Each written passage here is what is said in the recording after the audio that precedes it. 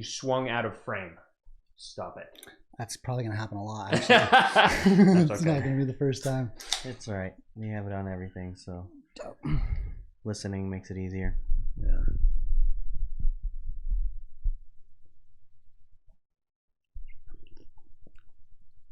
I like it.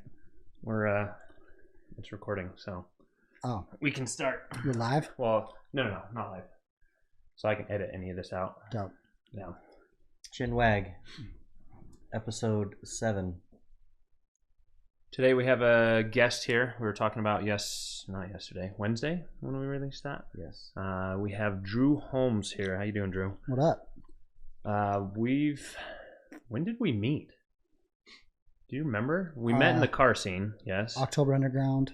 October Underground. How long ago was that? That was 2017. Damn. Yeah. Right. I'm pretty sure that was the first time we met.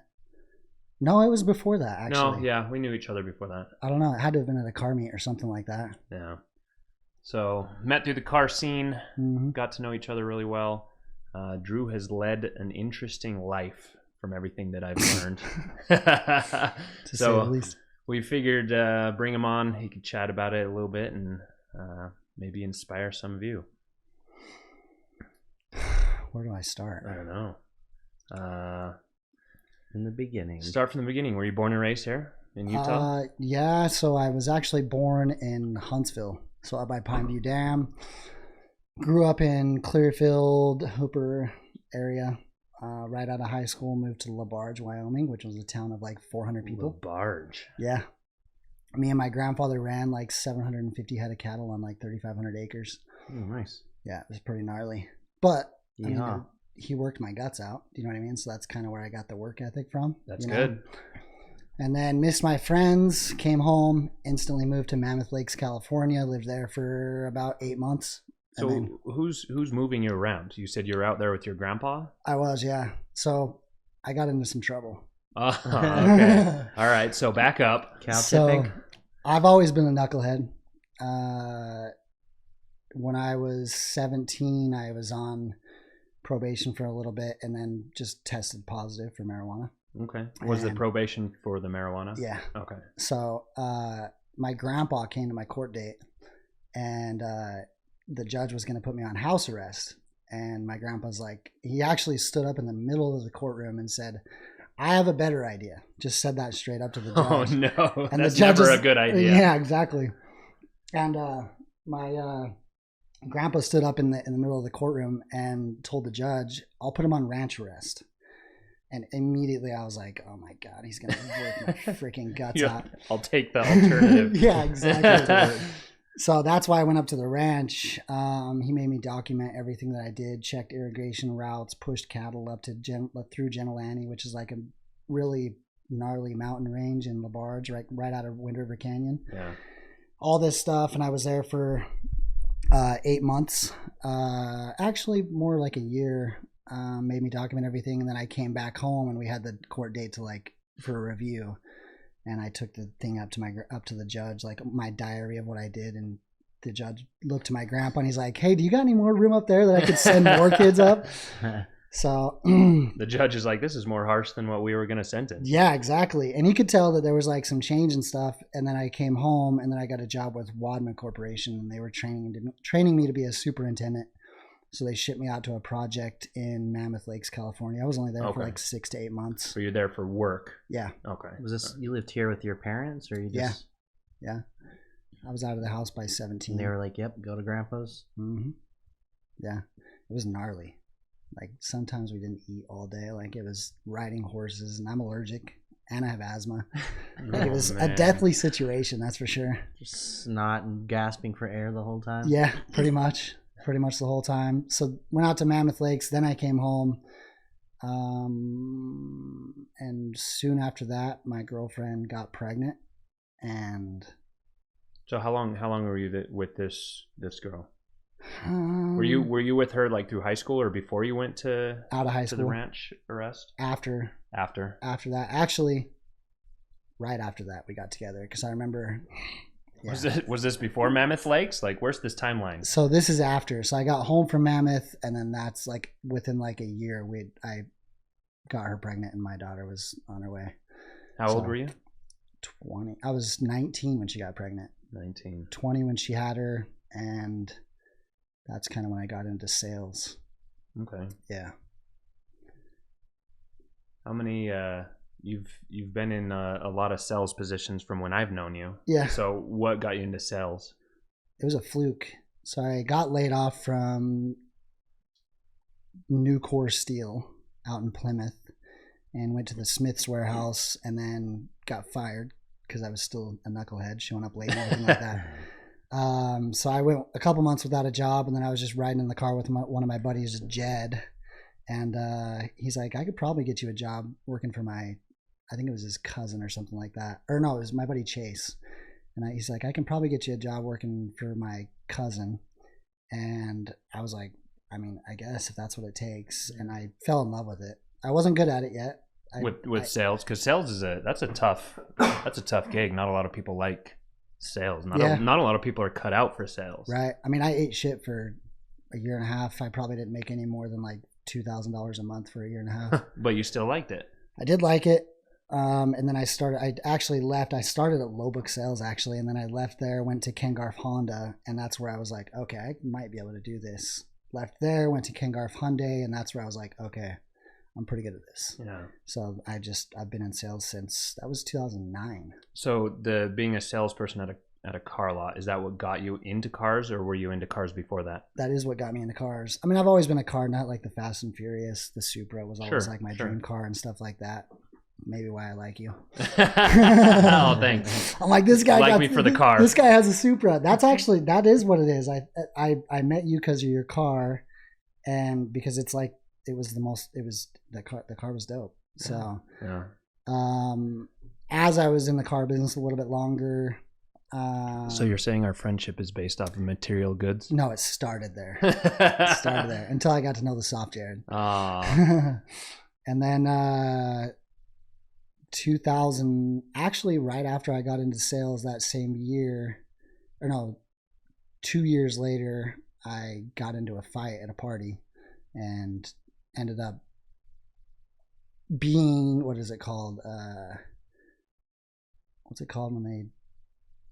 What, assault? Battery? Yeah, well, it was aggravated assault, but they hadn't charged me yet, but it was on record that I was getting, like, I was going to court for it. Oh, okay. So I wasn't convicted yet, but they had charged me with an aggravated assault charge, and I fought that for a year, and I couldn't, I was too young. Fight it anymore. This was at a party, you said? Yeah. What happened? Whose fault was it? Without going into too much detail, not going to incriminate myself again. But no, it was just it was a bad situation. Alcohol was involved and everything like that, and then the fight just went a little bit further than it actually should have been. Right. The guy was medically discharged from the military, so it was a lot more serious than a normal fight was. Because I mean, if you get somebody removed from the military, it's super frowned upon. You know what I mean? Oh, so after the fight, he was medically discharged. Yeah. Oh man. Yeah, because he had it. Yeah, it was bad. So, yeah, I ended up taking a deal because I was young, man. I was 21 years old and looking up to 15 years in prison. Right. Over one fight. Over a fight. Yeah. Jeez. Just honestly because of alcohol. I mean, anytime I've ever blacked out or got that angry, it always had to do with alcohol. That was here in Utah, where this... Ogden, of course. Of course. Yeah. A little stricter here, maybe? No, it was just... that kind of shit always happens in Ogden, you know. But yeah, and then they kind of gave me a lax sentence. They gave me 45 days work release. I actually spent the whole entire day out, and I just slept at the jail, and didn't teach me anything. I wish I would have went to prison right off the bat, but they gave me some good time. I was sentenced to 60 days. I actually did 45 days, got out, was put on probation. I made it like 26 months on probation out of the 3 years, and started doing the same stuff that I was doing before, drinking, going to the club, going to the bars, ended up getting another assault charge and then a DUI. And that was on felony probation for an aggravated assault charge. Right. So then it's prison time. Double whammy. The judge was like, "You're not getting it, kid." I'm like, "I agree." Yeah. I That's totally hard agree. because you're so young. Yeah. It's hard to really understand what you're getting into. Yeah. I was only 23. Yeah, it's time to go out and drink and party. Yeah. Just minus the fighting part. Right. And I wasn't doing anything like outside of what my friends were doing, but I'm just a terrible criminal. And I get caught for all of it. Yeah. I get caught every time. Leave the area where the fight happened. Seriously.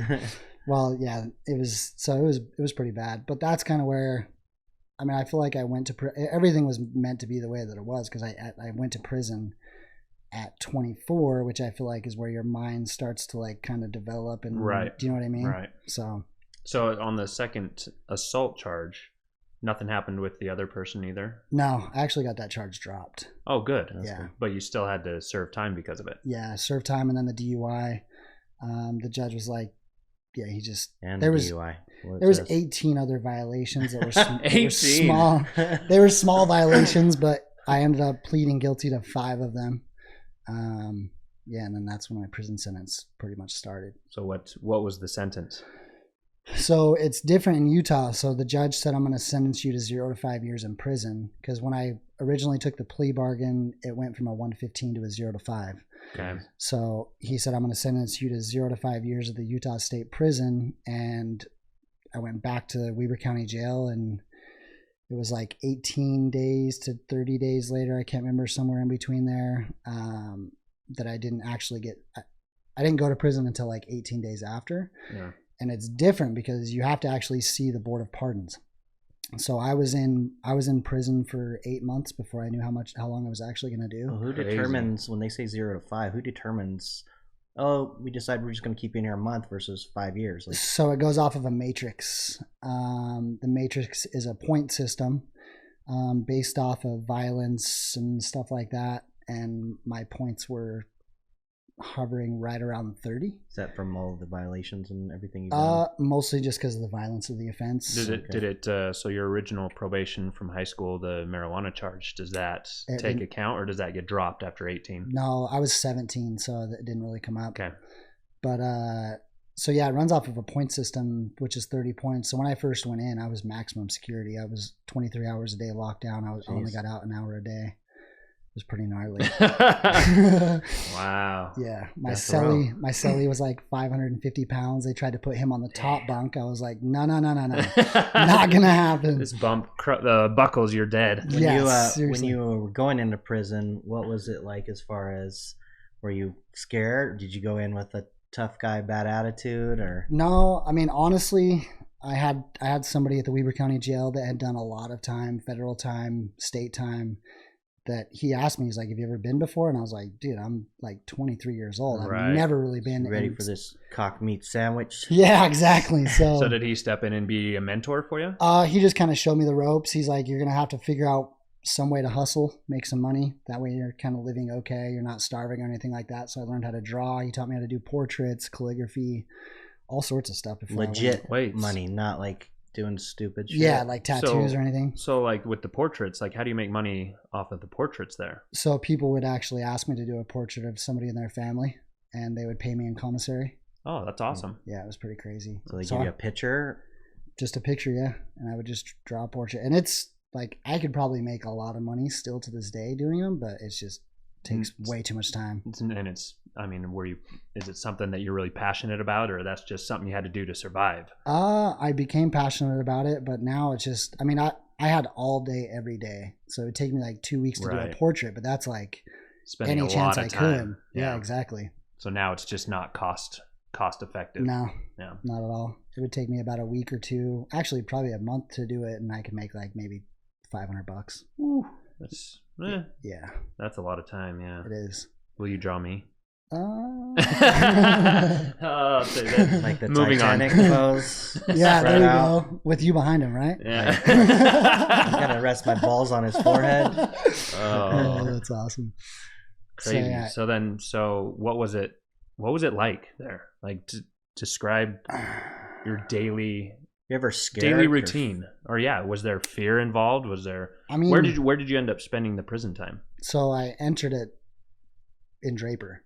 Oh, Draper. That's where I went. Okay. So it is pretty gnarly, man. You get off the bus with like 10 to 12 other people. You're dressed in an orange suit, shackled. You're walking through the big gates and shit like that, and it is a very, very, very, very surreal experience. And they book you into what's called the library, which has nothing to do with the library. That's just what they call it.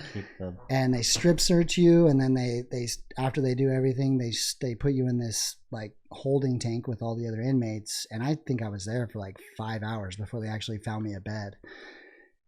And the first place you enter, it's called Unit 5, which is actually the old death row that was up on the Capitol Hill. They moved the entire facility way back in the day. And that's still where like death row is. So I'm walking into this place that I know like these killers are at, right. And I walk in, they put me in my cell, and I will never forget the sound of the bars that closed behind me. And it was just like a movie. It was like ching, ching, ching, ching. I was going to ask if it's just like the movie. 100%. Wow. It's exactly like that. So as soon as the bars closed behind me, the one single thought that I had is my mom can't get me out of this. She can't bail me out. Like I'm fucked. Yeah. Do you know what I mean? Yeah. I don't know. Can I swear on here? Oh yeah. Okay. Yeah, you're fine. Yeah. Yeah. We grow up with that mentality of, my parents are going to show up to pick me up, to bail me out, but not anymore. You're an adult now. You're in a place that they can't touch you. Yeah, exactly. That's scary. Is there the fear of like, maybe I don't want my mom to bail me out because where I'm at, she might kick my ass worse than this? No. No? No, she was more afraid than I was. Like, I mean, having your 23-year-old son, I mean, I get it, I'm an adult, but you're helpless as a parent. Do you know what I mean? Yeah. You don't know what's going on, because for the first 90 days, you don't get a phone call, you don't get anything. Nothing. Like that. 90 days. Yeah. Sitting by idly waiting to hear from you. Yeah. Damn. Yeah. And I've met your mom too. She's the sweetest woman in the world. She is. I can only imagine her going through that with her. Are you an only child, or do you have siblings? No. So on my mom's side, it's me and my brother. Okay. And then my dad's side, I have another brother and sister. Older or younger brother? They're all younger. They're all younger. Yeah. They learn from your mistakes? I fucking hope so. My little brother on my mom's side, he went through a little bit of a struggle with addiction to alcohol and stuff like that, but he's actually been sober for like 3 or 4 years now. Oh, good. Good for him. So I think he saw and like where I went and knew that he was pretty much going down the same path. Right. So he tested the waters, but he's like, you know what? I don't want to end up in that place. Yeah, because he is not cut out for prison. I'll tell you that right now. It's too pretty. Yeah, yeah. So it was pretty crazy. And then soon after I had that thought that my mom can't save me, it's like, okay. And you're immediately forced to start thinking about like, okay, what did I do? Like, how did I get here? Where, like, start reevaluating every decision that you've made. Yeah. How did I get to this point? Like, I must have been out of control. Do you know what I mean? To end up in prison, you're completely out of control. Yeah. You know what I mean? That's what you watch growing up, like on TV. You're like, oh, that's where the worst of the worst people go. It's true. And now you find yourself sitting in that same situation. It's true. And I didn't believe it. It gives me the chills. I actually did not believe I was there. Like, I thought it was a dream for the first little bit. And then once I started to really think about it, I'm like, okay, so I have this time that I'm going to be here for. I mean, my matrix, because of how high my score was, being around 30 points, you're looking to get almost the maximum of the 5 years. So I'm like, fuck, I could potentially be here for 5 years. So what could I do with this time? And then I started to think about it. I'm like, okay, so I'm going to have all this time with no distractions, no TV, no phone, no social media, no women, no outside influence in my life. So I actually have an opportunity here that most people don't get. Yeah. To sit down and focus on yourself for that amount of time and just get real. Do you know what I mean? So I sat down, I wrote a letter to my daughter's mom, apologizing about everything that I did. I realized I was being irresponsible and everything, and I made her a promise that I was going to come out twice the guy that I went in as. You know what I mean? And from that day on, it was game over. You know. So after this, the second charge that got you the prison time, did it happen really quick, or did they give you time to kind of let everybody know, hey, this is what's happening? No. Mm-mm. So you were arrested, you were booked, you didn't so were you able to tell anybody, or was this? No. Wow. Where's Drew? Yeah, exactly. So you just kind of disappeared. Still to this day, a lot of people that I know don't even know that I went. They just thought I kind of fell off for because people do fall off for years. Yeah. Do you know what I mean? Yeah. So it was kind of out. And actually, I had a conversation with my buddy today, Taylor, and literally right before I got here, I was at the gym. We started talking about hanging out and stuff, and I was like, yeah, man, I learned a lot of this stuff in prison. He's like, dude, I served prison time too. I was like, I had no idea. He's like, I didn't know you went. Wow. So it was pretty crazy. So in prison, is there, I don't know how much into detail you want to go, but is there the politics that you see on movies and shows? 100%. Yeah. And, and my cellie was not of political orientation that I was. Do you know what I mean? Yeah, so, that was kind of a struggle at first. He didn't shower. He was 500 pounds, didn't brush his teeth, didn't do any of that. I'd wake him up every morning and be like, yo, you gotta fucking clean yourself up. Yeah. And at that point, I didn't care how much he weighed. I didn't care how much bigger he was. Like I was ready to just, I'm gonna eat you, boy. Yeah, it is what it was. Like, we have 1 hour a day to shower, and you're gonna sleep through that 1 hour. Like, you don't even care. He was just kind of trying to sleep. He was a pussy. It'd be nice just to get out for an hour. Yeah. Stand in the water and just let it hit you. Dude. I mean, the water was a high powered freaking pressure hose for sure.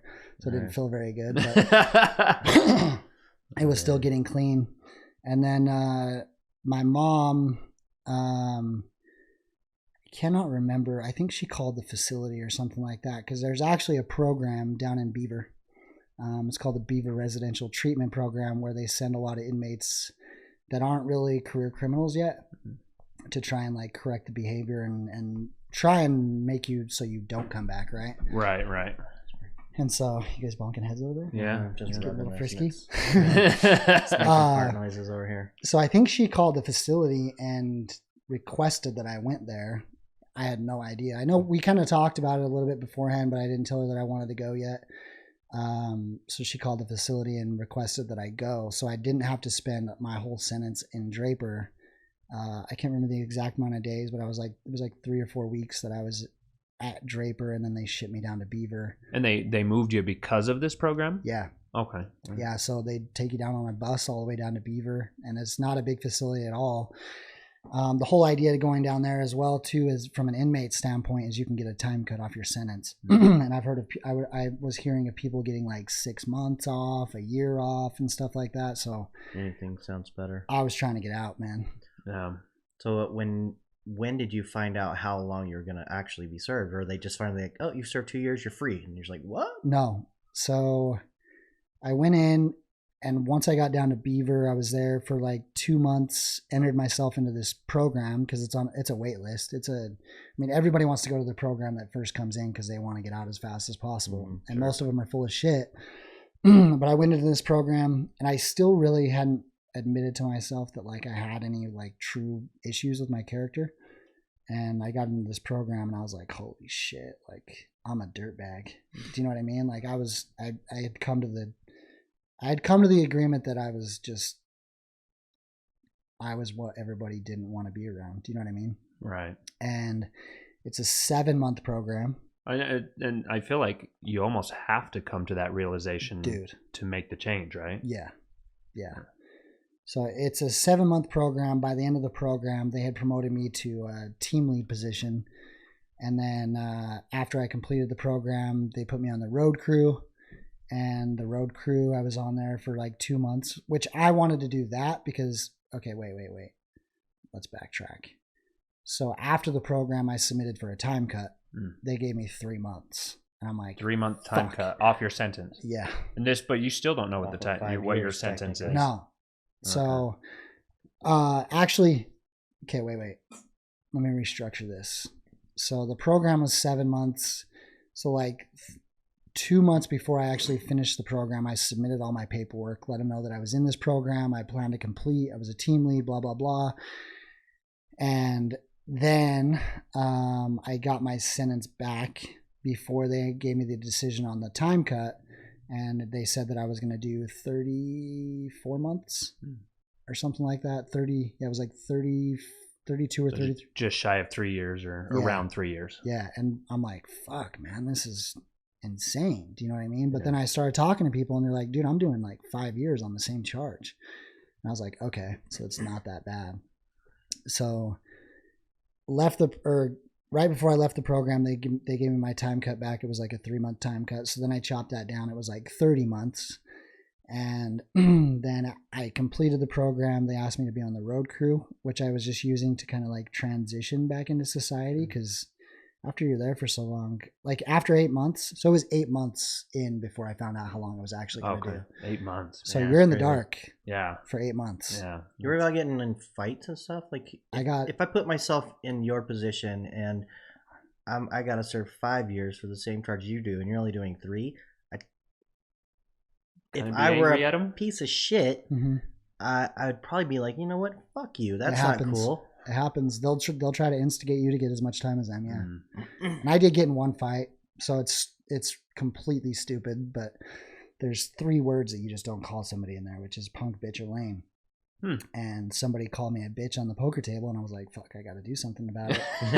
And so anyways, we got into it, and I never had any issues after that. Do you know what I mean? That was the one fight that I had to get in, and it was really just to prove a point. Like, just I can stand my ground. Sure. Do you know what I mean? So what does it look like if you did nothing?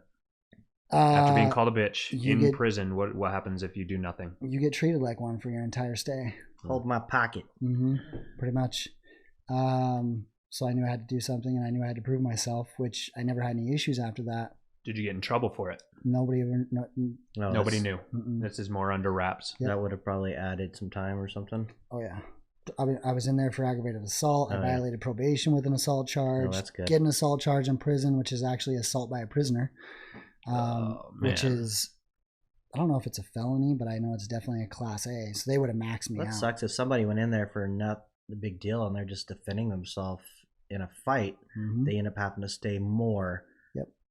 And they could just keep going and keep going. And I've spent 20 years because people keep picking fights with me. Seriously. No. That's ridiculous. And most of them are the sex offenders. And you put your hands on a sex offender, it's a 5 to life. Jesus. Really? Yeah. So so in my eyes, like assault, so you get into a fight versus a sex offender, like fuck that. Like the sex offender is worse. So much worse. Yeah. So like I feel like they protect them. Really? Yeah. That is insane. I feel like there should be some unwritten rule of like, yeah, you can have your way with that guy. Like beat the shit out of him because he's the worst, the scum, the lowest of the low. The only time you really run into him is like at church or in the library, like anything like that, like the cafeteria. Because they're completely separate. Yeah. Because they know probably that people will kill him. Yep, they're protected. Yeah. But it's just sad that it'd be a worse offense to touch one of them versus somebody else. Yeah. So you kind of got to watch out for your surroundings, make sure that, I mean, and when you go in there, people check your paperwork. You know what I mean? They make sure you're not a rat. They make sure you're not a sex offender. I mean, they literally. Who's they? Like other inmates? Other inmates. So it's public record for them too? No. So you walk in there with a pre-sentence it's called a PSI packet, right? Which says it has every charge you've ever had, every what's it called? Testimony. Every testimony that's ever been testified against you, your testimony, your like conversations with detectives, things like that. If you're a rat or whatever. Yeah, it'll like if you ratted on somebody, it's in your blue packet. Okay, that's scary. So right when I got in, I got put into a 4-man cell, 4-man dorm, and sure as shit, within like 15 minutes, what are you in for? And you just kind of got to lay it out on the line to make sure you're not. Yeah, I'm a serial killer. Leave me alone. It's gnarly. It's pretty gnarly. So you pretty much know exactly who people are and who to stay away from. I got one more question. Yeah. While you're in there, I hear everyone's making these weird burritos with Doritos and ramen noodles. Dude, and yes, is that the shit? I still make them. I still make them. My favorite snack is still ramen noodles. They crush up. I don't even know. But at 90 cents a piece. Yeah, you pay crush up ramen and chips and hot water and eggs or something. I don't even know what all goes in it. So like beef jerky sticks, jalapenos, Doritos, ramen. That's pretty much it. How do they heat them up? Hot water. Hot water. You just have it. A hot water pot. Well, there's a microwave too. You have a microwave, but you don't really need it with the hot water pot. It's a gnarly lifestyle, bro. It's crazy. So if say you didn't do the program and you didn't go to Beaver, and you stayed in Draper, do you think things would look different? I would have been patched up and probably running with the white supremacies. Yeah. Yeah. Not by choice. And patched up is you'd be marked. A tattoo of a yeah. My story could have been completely different. Yeah, that's crazy. Yeah. So this program was almost a saving grace for you. Yeah. And that's why they do that, because they know how it is, and they know how the politics go, because nobody will ever admit it as far as a guard, but guards don't run the prison. Yeah. Do you know what I mean? The inmates pretty much self-control it. They outnumbered the guards. I tried to get a job at the prison. Really? A while back. I couldn't pass the written part because I'm a dummy. Yeah, I'm sure it's pretty gnarly. Yeah, I heard stories because I knew somebody that was working there, and they're always having to do all kinds of cell checks and looking for shivs everywhere, under beds everywhere. Unannounced, too. They have like the pepper balls that they're always having to shoot, and sometimes that just doesn't do the trick. I saw that happen twice. Yeah. Do you have any stories that you'll never forget that you'd want to share? Not really. Not really. I mean, for the most part, Do you feel like you lucked out on your experience there? No. No? No, that was 100% intentional. Like my mindset was, I'm going to do everything in my power to just make this my most valuable time of my life. Yeah. And it was like, it's crazy. Like if I wouldn't have made that decision as soon as the cell closed behind me, if I wouldn't have written the letter to my daughter's mom or anything like that. Making these promises, like keeping yourself accountable. Yeah. Almost. Mm-hmm. Yeah. Because I'm the type of person that just likes to prove people wrong. Do you know what I mean? In a good way. Sure. Do you know what I mean? Like if somebody's talking shit, I like to prove them wrong. And somebody's talking bad, or if I make a promise to somebody about something like that, I do my best to follow through with it, you know? Yeah. So how was the transition out then? So at the end of your sentence, how was that? How did that look? It was gnarly. It was pretty crazy. So I moved into my dad's house because you kind of got to be supervised for a little while after. But right out of, I mean, because of the time that I spent, because of the books that I read, I had a pretty solid plan all the way up to 5 years out. From like first week out, first 30 days, first 60 days, first 6 months, first year, 3 years, and 5 years. And I showed that to my parole officer when I got out, and they're like, who showed you how to do this? And I'm like, nobody. Yeah. I did this. Like, I put in the work. Do you know what I mean? And I started out with a he, actually, and he's like, dude, I've never seen anybody put in this amount of work. That's awesome. Coming out. And that's good. That's when I was like, okay, I'm on the right track, because I still hadn't talked to really anybody. I mean, I talked to friends and stuff like that while I was in there, and really the only people that I still talk to are the guys that were there for me when I was in there, because that's the true test of like friendship. Oh yeah, absolutely. Do you know what I mean? They're still with you even when you hit rock bottom. Yeah, like that. Like my buddy Colin, bro. I would take a bullet for this guy, because every time I called him, answered. He helped me out with money on my books, make sure that I was living okay in there and everything like that. So that he is very easily my closest friend in my life. But the transition out, I went to my dad's. Parole officer came out to my dad's house, realized he's just a good old country boy and stuff like that. Tried to tell my dad to put his guns away. My dad told him to get fucked. And they were like, okay, can you at least put him in the barn or something? Right, and he's like, yeah, I can do that, but I'm not putting him away. Yeah. I mean, and you didn't have an offense with a gun or a weapon. I mean, I guess being an assault charge, then they might be a little bit leery, but so they never really bothered me after that. And how long was your parole? 3 years. But I remember, so I was on house arrest for the first 30 days or 60 days, I can't remember, but I still hadn't seen nighttime. Like I hadn't seen nighttime in 2 years. And so I got out and I was on house arrest. I had to be in the house by 6, in the house by 8. Couldn't leave the house before 6. So I still hadn't seen nighttime. And then I remember the first day I got off house arrest, me and my dad took a drive to Sonic to go get a watermelon slushie. I will never forget this in my life. And we're driving up 1900 in Clinton, and the lights and everything, like I was seeing tracers. I was like having a panic attack. My breathing was off. Crazy. And I told him, I was like, Dad, you got to pull over. And he's like, why? And I'm like, I can't handle this. And he's like, what do you mean? I was like, Dad, I have not seen nighttime for 2 years plus. Yeah.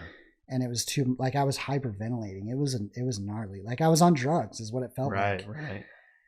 And anyways, that was, that was pretty intense. But then I joined a multi-level marketing company, and I realized I could have a lot of influence based off my experience and everything like that. Me and Steve Bowman, one of my buddies.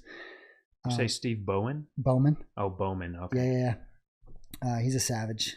I love that kid. But we built a pretty solid team within the first little bit, and then I just realized the network marketing thing wasn't for me. Yeah. Got into drywall because I know that by trade. Did that for a year, and then finally the manager that I worked for in the car business called me out of the blue and was like, "Hey, do you want to get back in the car business?" And I'm like, "Bro, that's not funny, because because I had my sales license before, but since I violated parole, probation, and I went to prison, I couldn't renew my sales license. So then I tried to reapply, and they just kept denying it. Right. And then he's like, "Do you want to get back into the car business for Lexus?" And Lexus has always been my favorite car, favorite brand, Lexus and Toyota. And I was like, "Dude, that's not funny." He's like, "No, I found a loophole." And I was like, "Let's go, bro." And from there, it was pretty much game over. And that's when I met you, is when you were with with Lexus, right? Yes, the first annual Supra meet. That's where I met you. Was it? Yep. Okay. At Lexus of Linden, wasn't it? Wait, no, you didn't go to that one. No, I didn't go to that one. No. I don't know where. Oh, that's right. You were down in Linden first, and then you moved up here to the Salt Lake one. Yeah. Okay, but yeah, you were at the Salt Lake one when I first met you. Okay.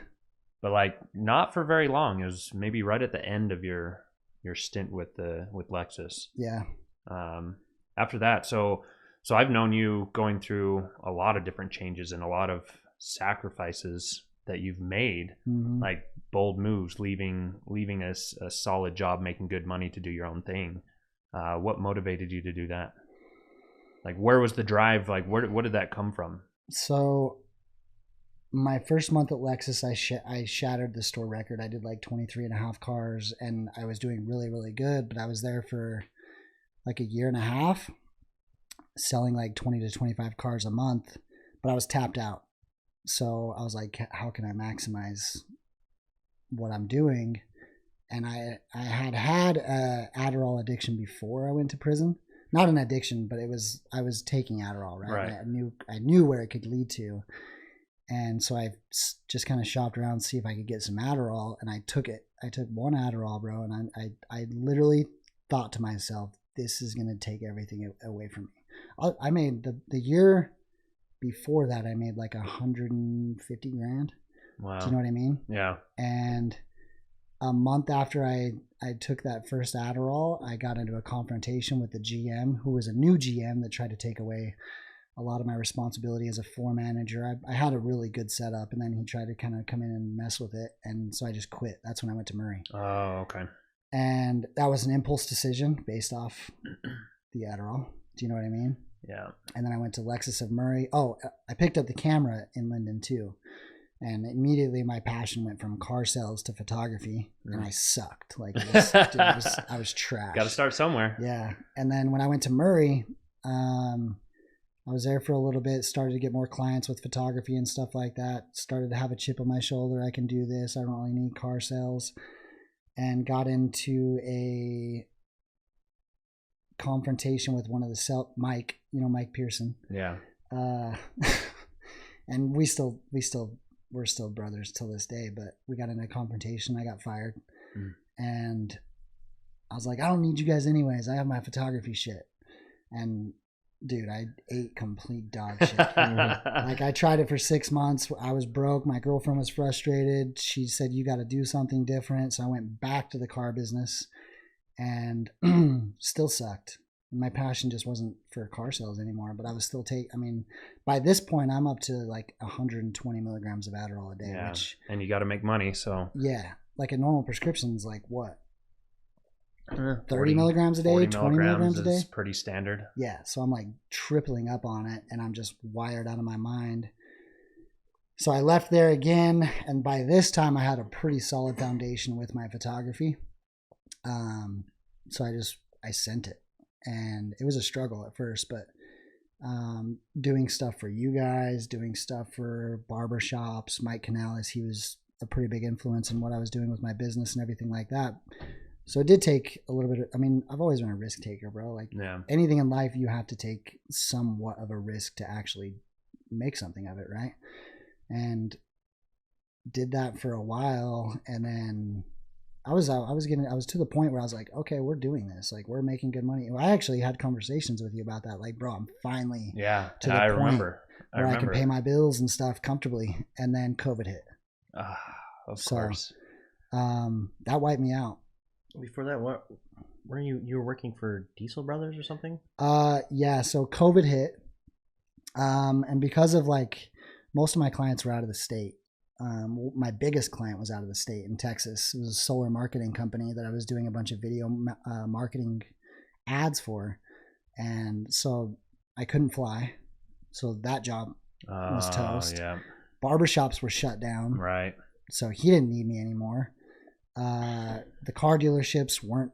I mean, I was business to business, and it just there was no possible. I didn't have the client. All my clients basically stopped using me. Right. So, at that time, I went like 3 months without a job. Relationship was really on the rocks at this point, and got back into the car business again. And I was like, dude, and the whole time I just had an attitude like, I don't want to be here. Do you know what I mean? Right. And Winston, who I had worked for back in 2012, right before I went to prison when I was at Hyundai, he gave me a chance, and I told him I wasn't going to waste it, and I just totally shit on it. Do you know what I mean? And I feel terrible about it, but it just wasn't who I was. I couldn't get involved with it. I was still doing a little bit of the photography, like KSL ads and stuff like that I was taking pictures for. And then I started looking around, and then somebody tagged me in a post for the Diesel Brothers and was like, bro, you should do this because you definitely have what it takes. And I'm like, bro, that's the fucking Diesel Brothers. Are you kidding me? Right. And he's like, no, bro, trust me. You can do it. And I was like, all right, whatever, I'll send it. Yeah, and you're the type of person, somebody gives you a challenge like that, you're going to give everything you have. Yes. And that's kind of a character. It's kind of it can be a blessing and a curse sometimes. So I went and I did a test shoot with Diesel Dave, Caleb, Cole, and everybody up at the Bountiful Bee. And it was the middle of the day, black truck, and terrible lighting. Dude, terrible. But I somehow got lucky and came out with some fire freaking content, and they hired me. The money definitely wasn't what I wanted, but it was more than what I was making. Do you know what I mean? Sure. And it was a dope job. Don't get me wrong. It was a really dope job. I did some cool things. Diesel Dave's one of the best people I've ever met in my entire life. But I was promised a lot and didn't get delivered on hardly any of it. So it kind of burned me out. And that's when I realized my passion. Oh, you know what? So girlfriend and I split up right before I left to go work there. And by this time I'm like, yo, I'm fucking up. Do you know what I mean? Again. And I was seeing myself going down the same path that led me to prison. Right. And so I was like, man, something's got to change. So I pulled Diesel Dave aside. By this, I'm still using massive amounts of Adderall. And I pulled Diesel Dave aside. And this is right after I had a conversation with my ex. She had no idea that I was even using Adderall. And I was like, yo, I've been using 120 milligrams of Adderall a day for like the last 3 years. And she's like, okay, well, that makes me feel like shit. I'm like, this is not to get you back. I realize I'm kind of falling on my sword, but you need to understand, like, this wasn't you. This was me.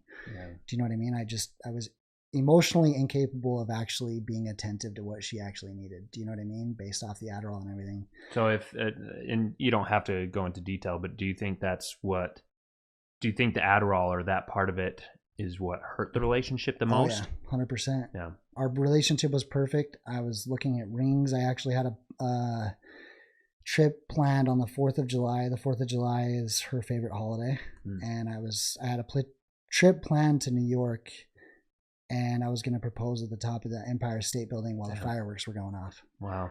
And I was looking at rings and everything, and I made a bunch of changes and stuff like that. And I had a Honda Civic Hybrid 5-speed. It's like super rare.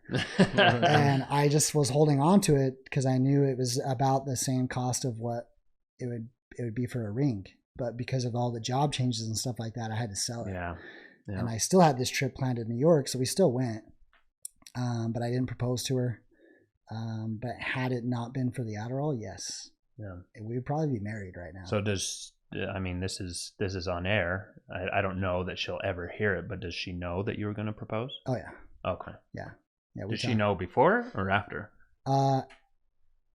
It was a little bit before that, because she started like getting into like, yo, are we ever going to do this? Or right. Are you serious about this? And I'm like, so the whole New York trip, that was my plan. Do you know what I mean? And I talked to her mom, I talked to her dad, I got their approval, I was putting in the right before I started using, obviously. Do you know what I mean? Yeah.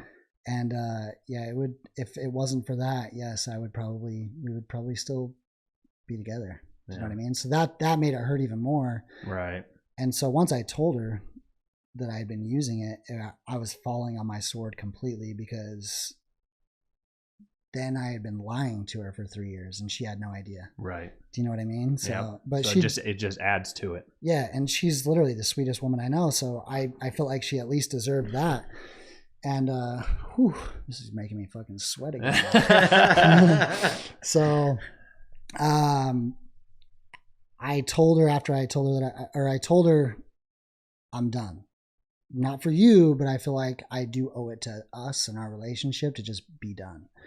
And she's like, yeah, but I don't want you to do it for me. I was like, this is not for you. This is to like make sure that time wasn't wasted. Right. Do you know what I mean? This was this after you guys decided to split? Oh yeah. Okay. Yeah. Right. Like 2 or 3 weeks after. So right when I had to get real with myself, you know what I mean? Because I knew that's what it was, 100%. So I told her I was done. Next day, I had a skydiving trip planned, and I just told myself I was just going to leave everything negative in the air. Like everything that had brought me up to that point, I was just going to leave it in the air when I jumped. And that's... I remember that day. Yeah. You talked to me about it. Yep. And you talked to me about how kind of life-changing it was for you. Dude, it was monumental. Falling out of the sky at 150 miles an hour for like almost an entire minute. Eyes are like, so the guy was like, put your goggles on as tight as you can. I'm like, okay. So somebody says that to me. I'm like, okay, he said as tight as I can. So I freaking, they like sucked to my face right before we jump. And then the second thing he told me, he's like, make sure you tilt your head back into my shoulder so you're not breathing in the air. So we jump, my goggles are so tight. It's like, you know, when you put goggles on, like to go underwater and you put them on too tight and it like squeezes your eyeball. Yep. Same thing. So we jump. First thing I do is look down and immediately, so you're supposed to jump like this and keep your head up into his shoulder. And the first thing I do when we jump is like, I'm like, yeah, like, do you know what I mean? Like screaming, celebrating, face down to the earth. And I'm trying to breathe and I'm like trying to breathe through my teeth and I couldn't. I was like, oh, you know what I mean? Suffocating the whole time. While falling. Yes. And because my goggles were so tight, it was making my eyes water. So like a puddle of water started to build up around the outside edge of my goggles. And still I had the mental clarity to like actually realize like, yo, this is living. Do you know what I mean? Like, this is what it means to, this is my first day sober. Like basically anyways, I was like, yeah, this is what it means to live. And I started thinking to myself, I'm like, my car doesn't really matter. My camera gear doesn't really matter. It's not who I am. I've been putting on this facade and trying to be somebody that I really wasn't for a very long time. Do you know what I mean? And I made the decision before I hit the ground that I was just going to sell all the materialistic shit that I have because that's what I used to define who I was. Do you know what I mean? Right. And it was life-changing. It was crazy. So, and the thing about it is my good friend Amanda, I've known her since like high school. She had to talk me into skydiving and she's like, listen, my boyfriend told me this and this is why I went. She's like, you got to think about it. Evolution for all of existence has taught you not to put yourself in a situation where you could die. Do you know what I mean? Right. That's just the way we're built. Yeah. Mentally. Yeah. And she said, so you jumping out of that airplane takes your mind past the point of where it's ever been before. And that's exactly what happened. And since then, that's any chance I get, I try to challenge myself like that mentally. So, backtrack like a week. Or no, I told you I talked to Diesel Dave. Or no, I brought it to Diesel Dave. Yeah. I was like, yo, I got a severe addiction. I got to kick this shit. Give me like 8 days off because I need to just battle my way through this and just get off. And he's like, okay. So that's when the skydiving thing happened. I came home, renewed my prescription on the way home, knowing that I wasn't going to do it. And I told myself, if I'm going to do this, I got to put myself in the most intense situation possible to make sure that it's not going to get to that point again. Do you know what I mean? Yeah. So I came home, I emptied the entire prescription on my kitchen counter, 90 pills, and I screamed at it. I screamed at the pills and was like, you actually think you can win this fucking battle? You will not fucking win this battle. I guarantee you won't win this battle. And within an hour, I had started, like, it was starting to like weigh on. Maybe just one. Yeah, exactly.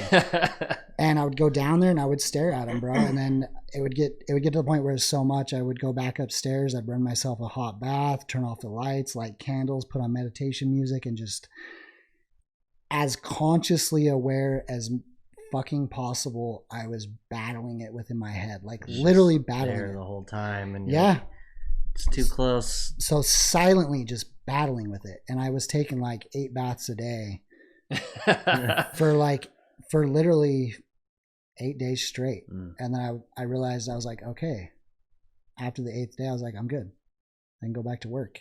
Went back to work at the Diesel Brothers. What's crazy is I realized that really wasn't what I wanted to do once I became like, well, once you had that mental clarity, yeah, then you start realizing things. And yeah, and I realized like the only reason I even picked up a camera is because I had the energy to do so, right?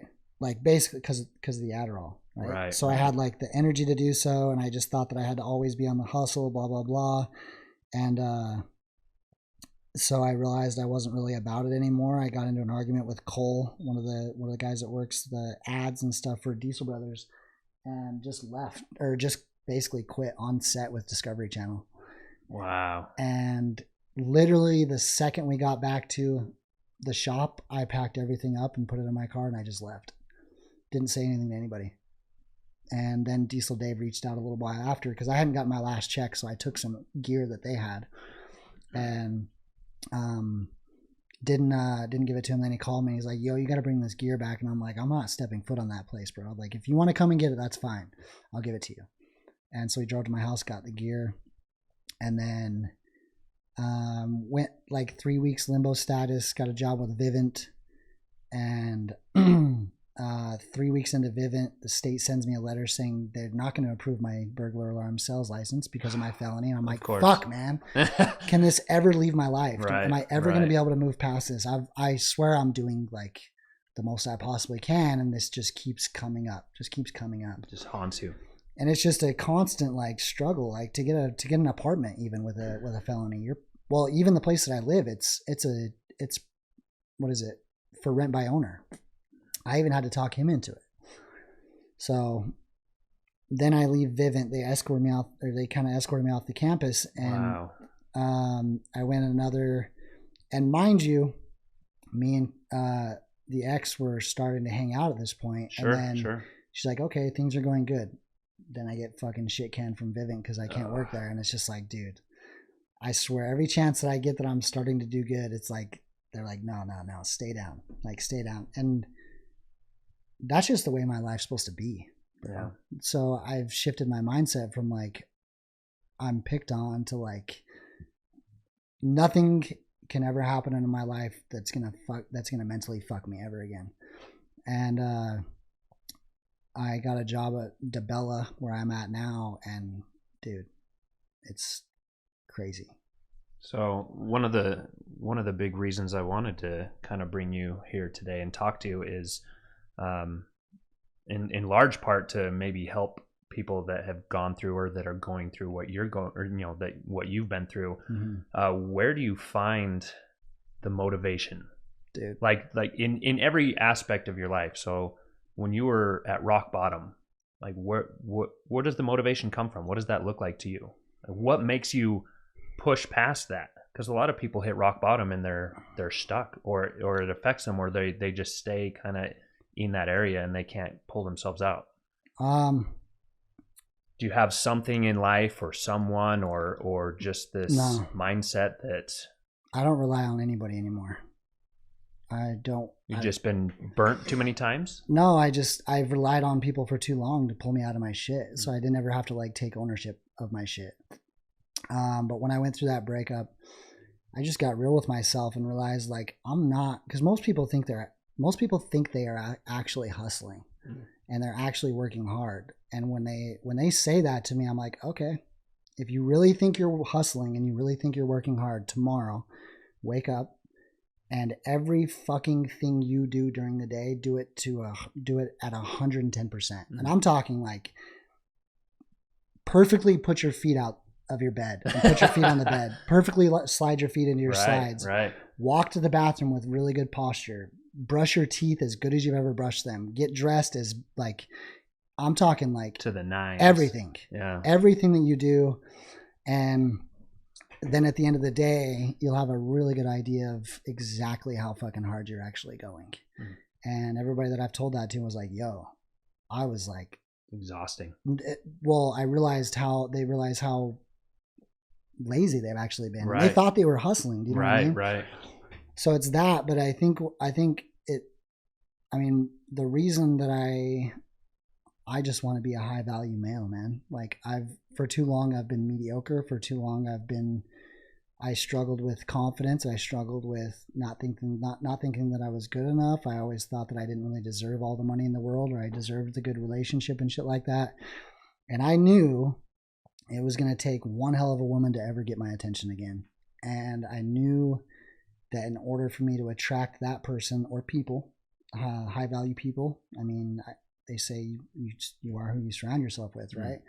But you can't get to that point just by jumping into that crowd of people. You got to do some pretty intense like self development, right? Right. And so it started when I was going through the breakup. I bought a bunch of books. I was writing in the journal, and I was just getting real with myself, and I was just coming up with a plan, and I was like, fuck, this is my chance. Like you've never, ever, ever in your life actually tried to live up to your full potential, ever.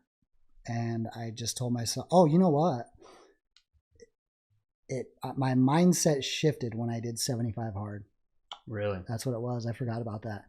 What's 75 hard? So 75 days, 2 workouts a day, 45 minutes, one of them inside, one of them outside, rain, shine, snow, dark, whatever. You have to get the workouts in. Follow a diet for 75 days, drink a gallon of water, read 10 pages out of a self-help book, actually read it, not listen to an audiobook. And then, is there one more? I think that's it. But during that time, I was like, fuck it. I'm just going to go all in. I'm not going to quit. Yeah. Because I've never really been a quitter, right? Like I have quit, but mentally, I'm not really a quitter. And so I started the program with like 3 or 4 other people, and then more people started to join in after I started doing it, and it like changed me. Do you know what I mean? Yeah. It formed habits that I had never had before, like consistently going to the gym. Now it bugs me when I don't go to the gym. Right. How it bugs people to go to the gym, I was feeling the opposite by the end of it, right? And the amount of compliments, the amount of messages and everything that I got when I completed it was like, yo, you just did something that not very many people can actually do. Like, you should be proud of yourself. And I'm like, I should be proud of myself. Do you know what I mean? But I'm not even close to where I went, or I'm not even close to where I want to be. But it all started when I jumped out of that plane, man. Like Amanda, I mean, I owe everything to her. She's just a friend. We've been friends since high school, and she's just been a good influence. But what she said to me is, when she said, you're pushing your mental state beyond the point that it's ever been before. It resonated with me to the very core. And so now, I mean, my why, you know, how they say start with your why and stuff like that, is to become a high value male, which means I have to basically be 110% in every area of my life. Fitness, work, spiritual, family, like I had to be at 100%. So that pretty much covered my basis. And that's what wakes me up in the morning. But everything I do, I look for a growth opportunity in it. Do you know what I mean? Because of that, like, how can I get better from this? And it doesn't matter what it is. Right. So more recently, actually, like, this was a prime example. Like a week and a half ago, I dislocated my shoulder rock climbing for the first time, and it was gnarly. So I've popped my shoulder out, like playing football. I had popped my shoulder out like 5 or 6 times during games, and I was always able to just pop it right back in. And this one was like gnarly. My socket, my whole entire shoulder socket was in my armpit. And like the people at the, what do they call it? The front. I walk up to the front desk. I'm like, hey, you guys got anybody that can like pop a shoulder back in? They're like, is your shoulder popped out right now? And I show him. He's like, oh, fuck. And he's like, how are you so calm? I heard this is painful. I was like, it's fucking painful, bro. Trust me. And he's like, I don't know how you're tolerating it, but no, I don't have anybody that can pop it in. I was like, yo, this is a rock climbing gym. He's like, but I can get an ambulance here. And I'm like, an ambulance for a dislocated shoulder. Costs so much. Yeah. So I tried popping it in for like an hour and a half. Finally, I would go to the emergency room, and because of the way that I've structured my mindset and my life and everything like that, they said they were going to have to sedate me because of the amount of pain that I was about to go through. And I was like, okay, so I could do that, or I can battle through this and push my mind. Right. Same thing as the skydiving. Exactly. Push your mind past that point. Right. Beyond the point that it's ever been. Because if you think about it this way, if you do shit like that, I mean, that is the most pain I've ever been in my entire life. And I was in the most pain that I've ever been in. And I was about to get that fucker cranked on and basically pop it out again to get it back in the same spot. Yep. And I looked at my mentee one of the guys that I hired on my sales team, he was with me. He's actually a really good rock climber, but I looked at him, I was like, let's just fucking send it. And I told the doc, I was like, I don't want to be sedated. She's like, do you want any pain meds? I was like, no. I was like, maybe an ibuprofen. You got an ibuprofen? She's like, no, you can actually swallow something just in case we have to sedate you. I was like, I'm not getting sedated. Yeah. You're not going to sedate me. Yeah. And you can't sedate me because it's my choice. And she's like, are you sure? And I'm like, yes, this is it. And then the doc came in and she was very calm and collected. She's like, it is going to be painful, but you can do this. We can do this. You don't have to have the sedation. She tried to like basically calm me down a little bit because I was starting to trip out. Oh, I'm sure. You know? And at this time, even just laying in the bed, my shoulder was just in excruciating pain. So she put me up against the wall, and I have a video of this, and she started cranking on it. And I just remember thinking to myself, like, please God, this is, it's so fucking bad. And that's what keeps me going, bro, is just looking for ways to push my mental state beyond the point that it's ever been before. Pushing your mental state past that natural place is kind of that drug of motivation for you. Yep. Yeah. So, all right. So then the opposite of that, finding that motivation at your lowest low, being in a position where you're at now, where you've done really well for yourself. You're kind of on a high right now. Mm-hmm. How do you maintain that motivation? Because a lot of people will hit a point where they're like, hey, I've made it. Like I've gotten to where I want to be. This is awesome. And then they lose it.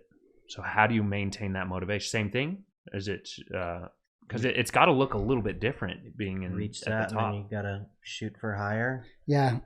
So I do a lot of goal setting and stuff like that. I have a really like structured goal setting plan that's basically 10 questions that come up that kind of realign your goals again. But mostly what it is I'm never going to be at my full potential. It's impossible to be at your full potential because your full potential keeps growing, right? But it's still the high value thing, bro. I'm not 100% sold that I am that high value human. Do you know what I mean? Yeah. And I won't be there until I have everything that I ever wanted, and I don't have to worry about. Will you? Does that point exist? I don't think so. Can it exist? I don't think so. I really don't think it does. Yeah. So that's kind of what I mean. I'm always pushing myself to go to that next like level and stuff, but I think it's just realigning the goals. The business that I work for, bro, is the company motto is lead, care, grow. So they like develop leaders and you develop leaders under you. Right. So you have a mentor constantly, but then you're mentoring somebody constantly. So you're caught in between. And that's probably really what it is right now. Like that's helping me out a ton I've only been with this company since August. My first 3 months there, I did really, really well. They promoted me to a team lead. And then I hadn't even hired a full team yet. And they were already talking about me submitting for a general manager position. I'm like, yo, can I at least prove myself first? And you already did. Cause I've had probably 6 or 7 people quit on me. Just cause it's 100% commission. They don't really know what it's about. Do you know what I mean? Commission, 100% commission. You got to have drive. It takes a savage mindset. Drive. Yeah. So even then, like the revolving door on my team, like this month we dropped down to 2 people on the team and we're still gaining traction. But I submitted my GMIT interview. I don't know where I'm going to go if I get into the GMIT program and actually complete it. So I think it's the unknown. And I think what a lot of people, I know for the majority of people and what I struggled with before is trying to control the uncertainty of things. Like, well, what if this happens? What if that happens? Like, well, do you know what I mean? Like absolutely. You can't be certain of anything. Yeah.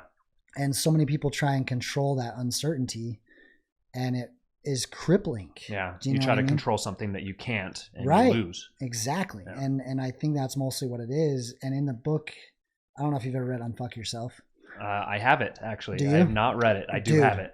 Life-changing book. Yeah. He talks about that. Like you can't control the uncertainty of situations, people, things, and even in your own life. Do you know what I mean? So you just need to understand and be willing to let go of uncertainty and just focus on what is certain. So do you think it's crucial to maintain goals, like higher goals all the time? Yeah. Because that kind of helps push you. Yeah, and then like sprinkle in like some little goals, like I'm gonna hit the gym 5 days this week. But the end goal of that is I want to weigh this, I want to be this % body fat, I want to have this on my kind of. And then keep expanding on those goals, because once you hit or meet those goals, you got to keep pushing past that. Mm-hmm. When do you think, what was your rock bottom? Because I mean, you've been through relationship issues, you've been through prison. What to you was your rock bottom? I think I've had 2 of them. It was my breakup and prison. Yeah. Well, actually 3. In high school, I fractured my L3 vertebrae playing football. I was 4 games into my senior season. I was good enough to play college ball. I was a two-way starter. I was the kick returner, the punt returner. I was the guy. You know what I mean? And I fractured my L3 vertebrae in the middle of a game and actually finished the game. I finished the 4th quarter with a fractured L3 vertebrae. So I don't know if it's my pain tolerance or what, bro, but like I can handle quite a bit of pain, but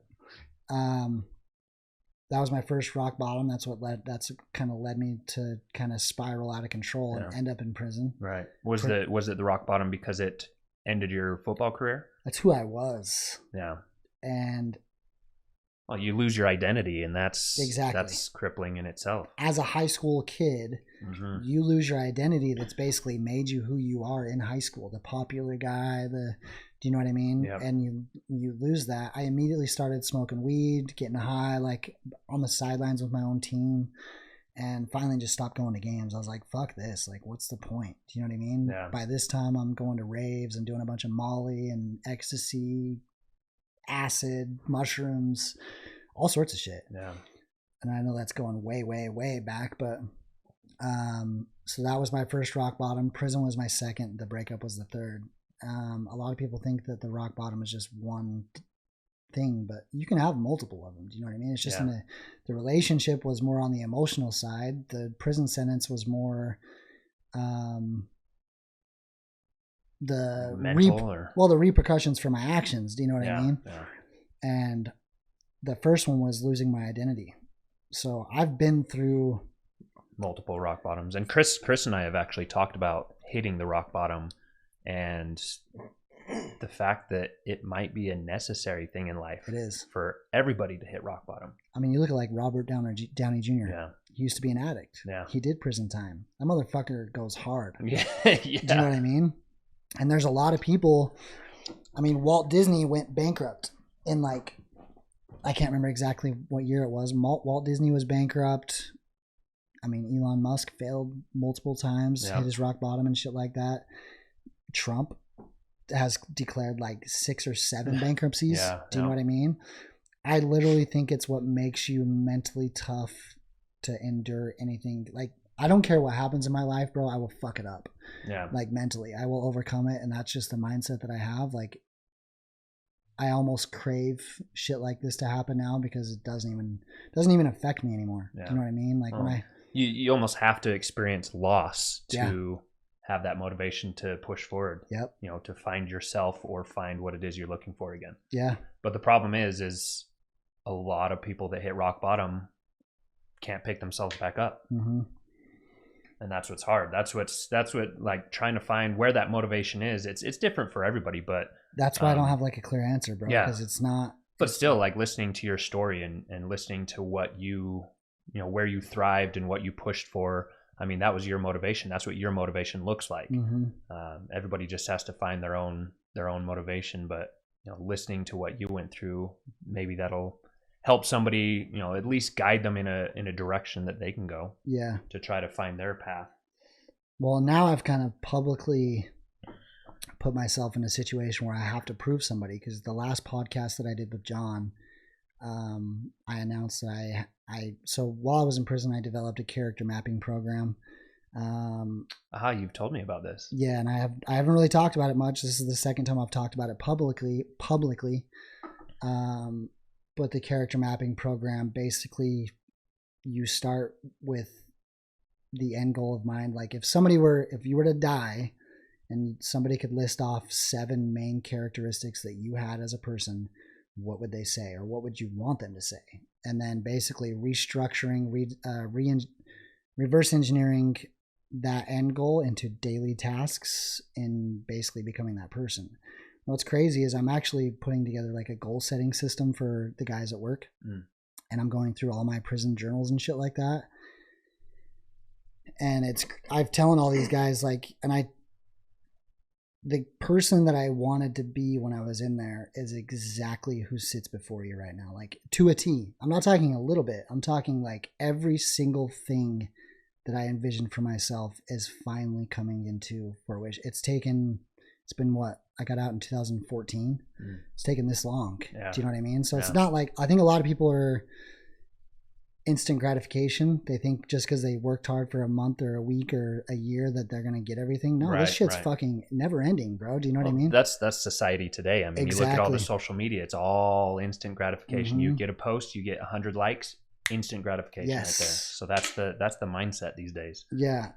And the last, so I was actually, in the last podcast, I announced that I'm writing a book because I didn't really know how to like release this program. I wanted to do an app at first. I wanted to do like a worksheet, like a kind of a guide. But I talked to somebody that I look up to that it's actually pretty known. I mean, he worked with the Diesel brothers.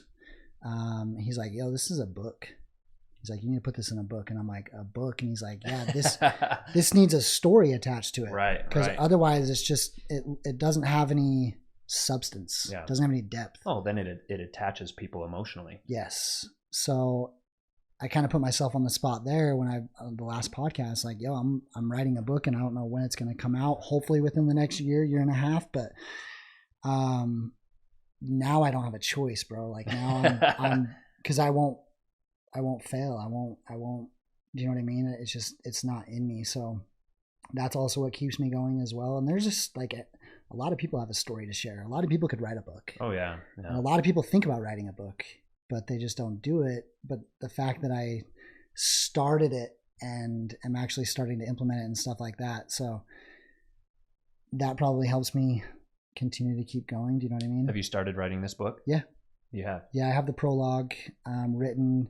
Now I'm working through the chapters, and what's crazy, so because I hadn't had this book idea until like the last year, I'm having to like go back through my life and like relearn the lessons that I did learn and why I overcame it, how I overcame it, and basically what lesson I could basically teach based on that. Which is incredible, going back through stuff as well, because you kind of rehash everything you went through, and it reminds you of why you're doing what you're doing. Go through the same emotions too. I mean, some days, dude, I'll just cry. Do you know what I mean? Like so many emotions.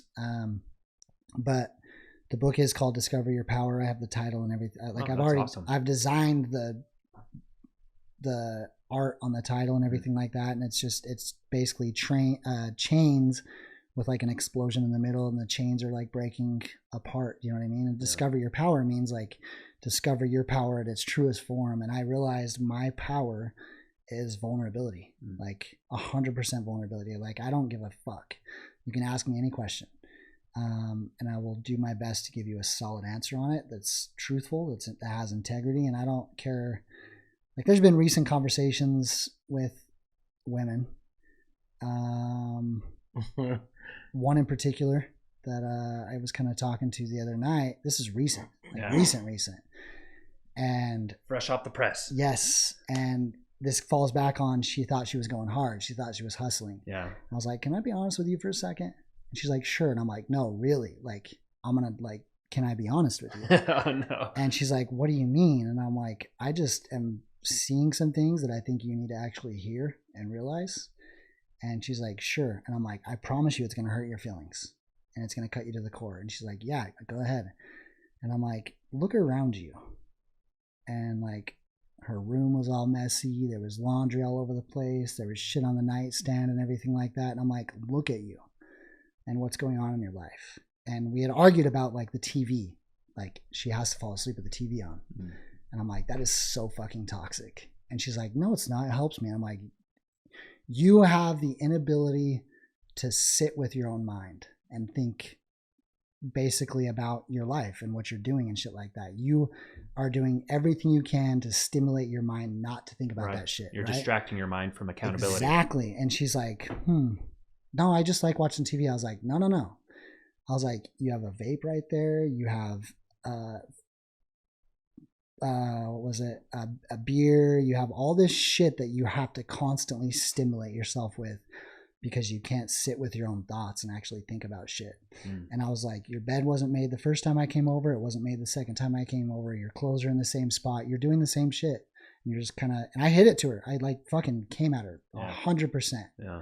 And that's how I am now. It's like, if I feel like I can help somebody, if I feel like I need to tell somebody something, vulnerability is, and I don't know, she's doing, it's been like a week and a half and she's like, yo, you're like, you fucked me up. And I'm like, no, like you needed to hear this shit. Yeah, like now she's like, this is small stuff, but like making your bed every morning is important. Do you know what I mean? And like, well, it's like that one guy that made the speech about, the first thing you do when you get up is make your bed. The Navy SEAL. Yeah. Yeah. Because when you get home and the whole day is all screwed, you come back home to a made bed. That's their first success in the day. Exactly. Yeah. Yeah. No, I like that. Celebrate the small wins. So when you leave the house today, don't look around my house, okay, Drew? No, your house is clean, bro. Yeah. Your house is clean. I'm glad we're not doing this podcast in my house. I mean, with your high standards, do you find it hard meeting women? Because honestly, like, not a lot of people are going to have the same outlook on life that you have. No. And you're going to be a little more judgy towards the people that don't, and they're not probably even aware of it. I mean, she does really well, bro. Like, she's not, like, she's successful. And I can't remember last time I made my bed. Yeah, and that's, bro, that's like, and there's times that you slip up and shit like that. You get busy at work and everything. Like, you throw a load of laundry in and it barely hits, like the dryer barely gets done before you leave the house. So you just leave it there. Then you get home and you throw it in the laundry basket, but it's like 11 o'clock. So you don't really fold it. But then if you continue to do that and delay shit, it spirals. And then next thing you know, bro, your life is so fucking unmanageable and so out of control that like it becomes too much. Yeah. Do you know what I mean? I got to go home and clean. Dude. So I had this conversation with her and we actually she's like the same person that I am. And that's why I knew that I could hit her pretty much straight with it. You know what I mean? But I think people need to hear that sometimes, even when you know it's going to hurt them. Yeah. You know what I mean? Well, and talking what Chris asked as far as it being hard to find women now with where you hold yourself, it kind of goes back to what you said. You want to surround yourself with the people that make you better. Yes. So yes, that might make it more difficult or thin your options out, but in the long run, it's better for you. It's better for that person. I mean, so I knew that I knew that was gonna be an issue. Basically,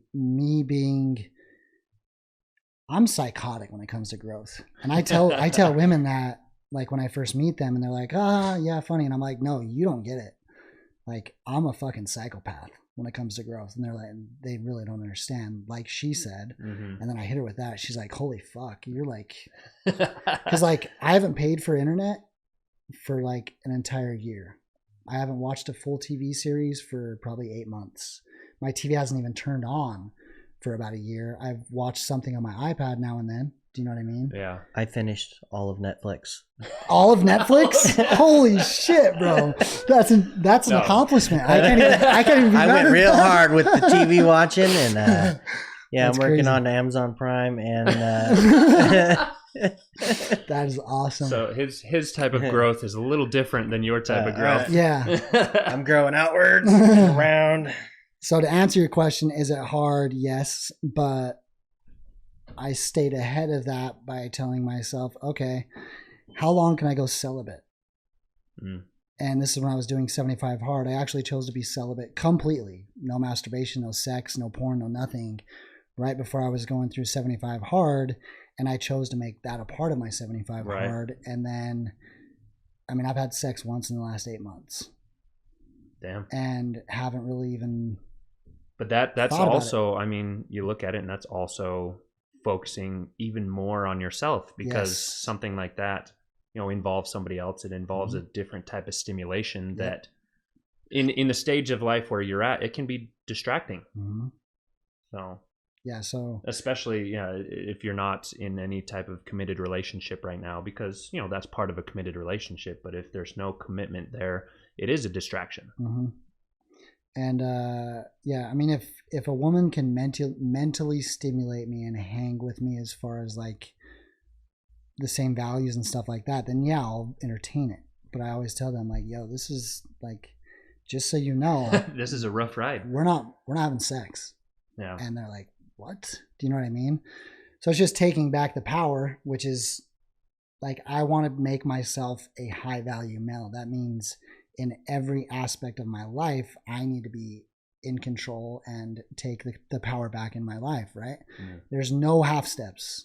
You have a lot more control than I do. And that's what it boils down to is just self-control. So I want to be looked at and by somebody's like, yo, that motherfucker goes hard. That motherfucker has some self-control. He has discipline. Those are the things I want people to say. So do you think with everything that you've been through, and you've been through 3 rock bottoms, there's going to be more rock bottoms in life. Yeah. But going into it, do you feel like you're more mentally prepared to handle those bottoms? Or do you think, I guess there's no way to really tell, but new challenges for every rock bottom. Yeah. Do you feel like you're mentally preparing yourself more to be able to handle a situation to get out of that rock bottom quicker? So the more I can push my mental state past the point of it that it's ever been, like, dude, the dislocated shoulder thing, like, it doesn't really sound that bad, but it was mentally controlling me. Do you know what I mean? And so I feel like the more I can do that, and it's not like I'm going to go out and fucking dislocate my shoulder just to have like some mental Do it again. I'll do it better this time. I'll get past this one too. You know what I mean? I'm not purposely putting myself in those situations, but I think it's important when you're faced with shit like that. It's like, okay, how can I grow from this? Yeah. Because it is pushing yourself past. I mean, a really bad breakup. You've never been there mentally, right? Yeah. So how do I push myself past beyond this? So next time, it really isn't that bad. Right. So in a way, it is. It's what you're going through, what you're putting yourself through now is going to help you with any rock bottoms in the future. Yeah, and I journal about it. Anytime I go through anything, I journal about it, and I dissect what's going on, and then I find out at the core what is it really that's going on, and why did this happen, where does it come from, and sometimes it comes all the way back from childhood. Do you know what I mean? When I was in 6th grade, I had all of the talent in the world playing football and stuff like that, but I was a pussy, bro. Like I was, but it was what people said about me that made me that way. Yeah. I let other people control who I was, right? So that was when I was like 7, 8, 9 years old. It created some lifelong issues with like confidence and self-esteem and stuff like that. So like forcing yourself to go back to the very, very, very beginning of where that actually came from. So I journal about it, and then I'm like, okay, so how do I push beyond this? Like, what do I need to do? And for me, it's like being consistent in the gym. Do you know what I mean? Being at my peak at all times so I can feel good, because if you feel good, you start to have better thoughts and stuff. So when I journal, I write it in a way that is structured with a plan of attack and like how I overcame it, what I learned and stuff like that. Then when I go through something similar, it's like, okay, what did I do this time to overcome it? Because we'll forget, right? If you don't put it on paper, we'll all forget. Sure. So I think writing stuff down is very, very important when you're going through something, and actually creating some kind of plan, reverse engineering it, and just fighting your way through it. Like, so when you talk about going 100% of your potential in everything, every day of life, you have to get exhausted. Mm-hmm. Like, I mean, what does that day look? I mean, you can only push your mental state past that point for so long before your body or your mind is like, you know what, I need time off. What does your time off or your downtime look like? Sleep. So that's it. So when you sleep, you recover. I sleep good. And you go 100% the whole rest of the day. So a lot of it has to do with this. I don't know if you've ever seen it. It's a Whoop band. Yeah, I've heard of it. It tracks your sleep REM sleep cycle, deep sleep stages, light sleep stages, what your respiratory per minute is, how much what your sleep efficiency is, so how fast you fall asleep, how many what is it called, like how many times you were interrupted in the middle of the night. And it, based off how you sleep is tells you how hard you can go work out the next day to get your full potential and stuff like that. And part of being at your full potential is not overdoing some things, right? Like, your full potential doesn't necessarily mean I'm going to the gym and I'm like going balls to the wall running off of an hour of sleep. Right. It's no, I just slept 6 hours. I spent 37% of that sleep in REM stage sleep cycle, which is your deepest sleep cycle, and that's where most of your recovery happens. So if I have anything above 30% of my sleep and I'm telling you, bro, I'm psycho. Like, I'm a fucking psychopath. If I have 30% or more, I know I can pretty much go as hard as I need to the next day. Yeah.